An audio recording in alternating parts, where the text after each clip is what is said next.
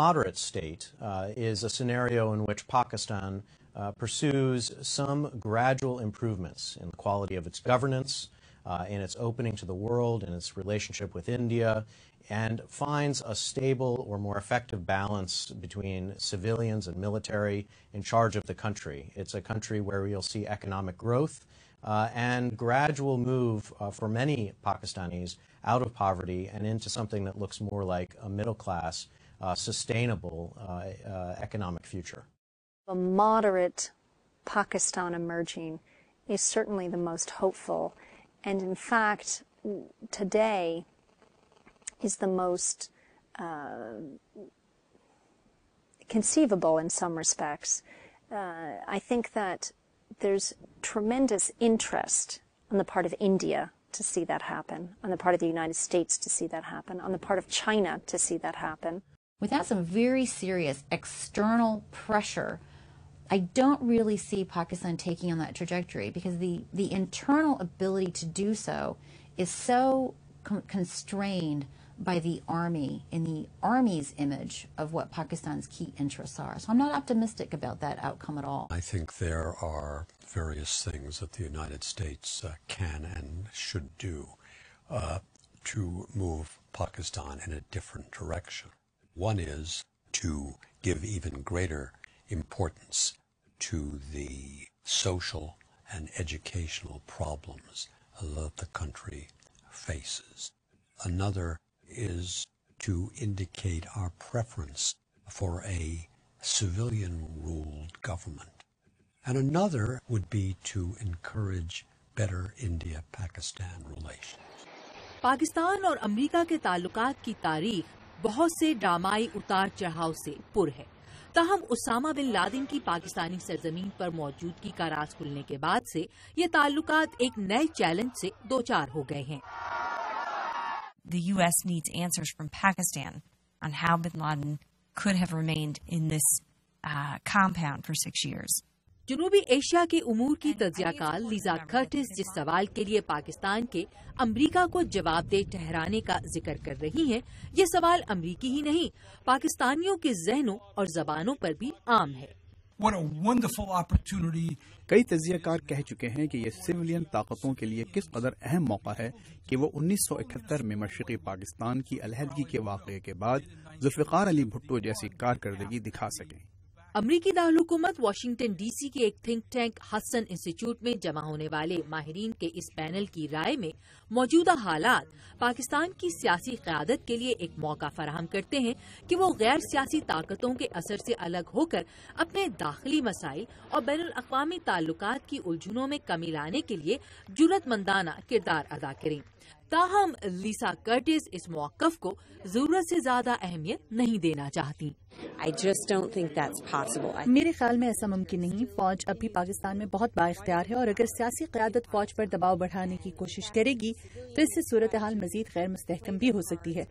मेरी राय में ये वक्त है कि फौज और हुकूमत जंगजुओं और उनके नजरिए के खिलाफ मुत्तहिद हों और उन्हें एक मुत्तफ़क़ा पैगाम दें।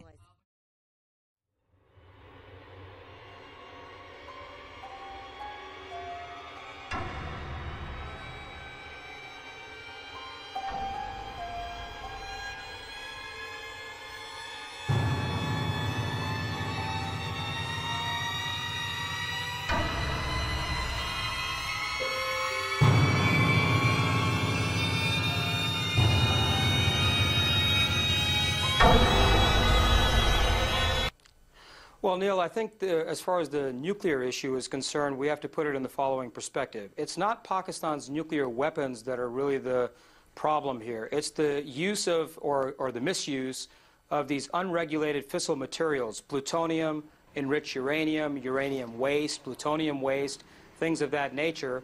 If those got into the wrong hands, they then enable an al-Qaeda type of organization to have in its hands the necessary capability to build a radiation dirty bomb that could then end up on our shores somewhere. That's what I think.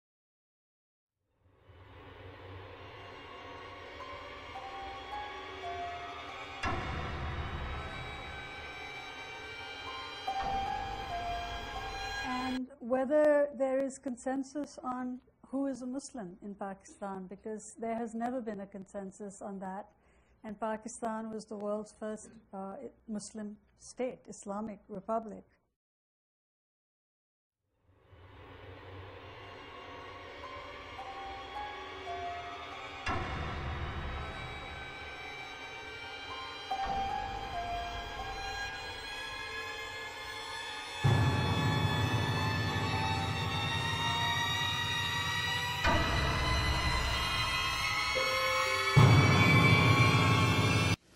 Those of you who heard me before here, and I have been associated with Hillel in the Islam project of Hudson Institute.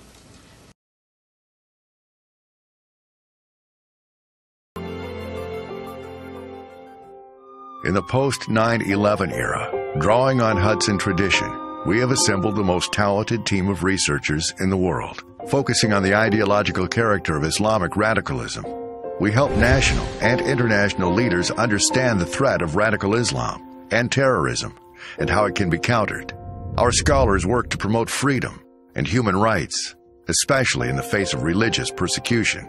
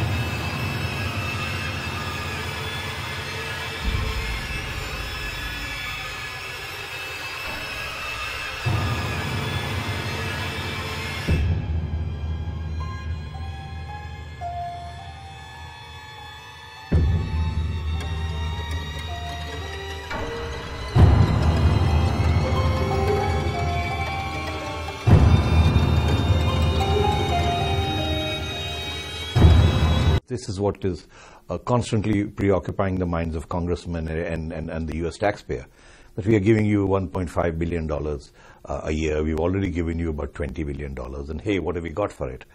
Well, let me explain. First of all, you have got quite a lot for it, which is to say that Pakistan has lost nearly 35,000 people dead in fighting this war. And originally it wasn't our war, it was the United States war. We went along with it, and then there was this backlash. We've lost over 3,000 soldiers, which is more than anybody in Europe, any country in Europe has lost. I don't know, maybe the US has lost as many, but certainly 3,000 soldiers and officers is a lot of soldiers. And so we know that this is our war. Various administration officials, both currently and in the past, have made the case that cracking down on militants in Pakistan, the Haqqani network in particular, is in Pakistan's own security interests. What do you think both on that and also more generally about how to rein in militancy in Pakistan? Well, I think it's in our interests, most certainly, because we have to rein in not only militants but curb all kinds of violence. But why only the Haqqani network? Why not the people who are out there in my city, killing people, out there kidnapping people? So the message has to be inclusive. That is what I am saying. And there is no doubt that we have had a very, I would use the word, weak, self-defeating, self-destructive policy in Pakistan. And if we don't change, then the international community is beginning to lose patience with us. And we have to recognize that. And therefore, if we are straight, we have our thinking correct, we know what is best for us, and then implement that rather than play games, I suppose that we are in a position to negotiate much harder with the international community. At all. I am sad to say that I don't see those components which can push Pakistan in the direction of this modern, progressive, democratic state in immediate future.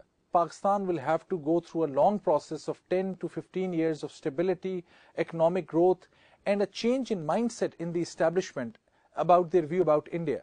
Without a friendly, peaceful relationship with India, Pakistan cannot even dream about such a scenario.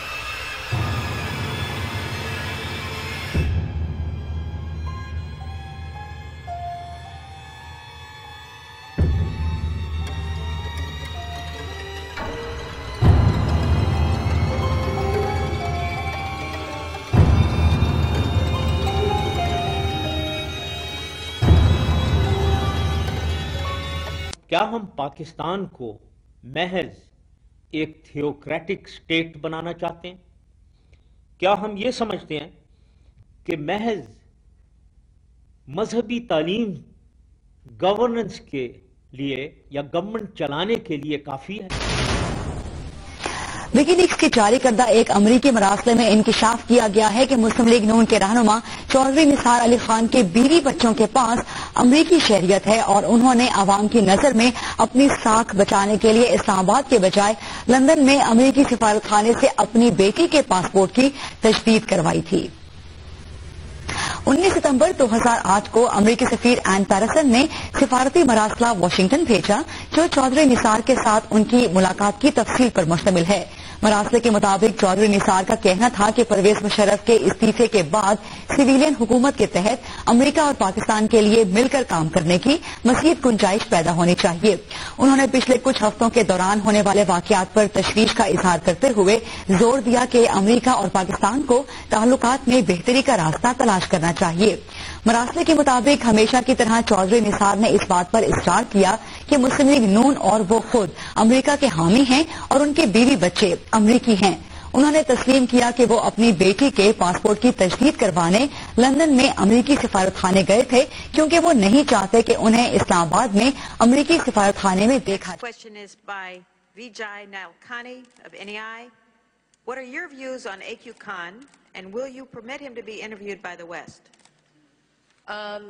A.Q. Khan has confessed to exporting weapons of mass destruction. This was clearly in violation of Pakistan's policy. My government and I had worked with President Bush 41 on a program with regard to Pakistan's nuclear assets, and under that we had committed, actually I had committed here in the halls of Congress, that Pakistan would not export nuclear technology. And when I made that commitment that Pakistan would not export nuclear technology, I did it not only on behalf of the political government in Pakistan, I did it after developing a consensus with the military and with the then president of Pakistan. And so A.Q. Khan's export was a clear violation of Pakistani law.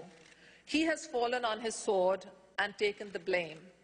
Many Pakistanis are cynical about whether AQ Khan could have done this without any official sanction. My party has called for parliamentary hearings into the nuclear export by AQ Khan to determine whether he was solely liable for it or whether there were others who were involved with him. While we do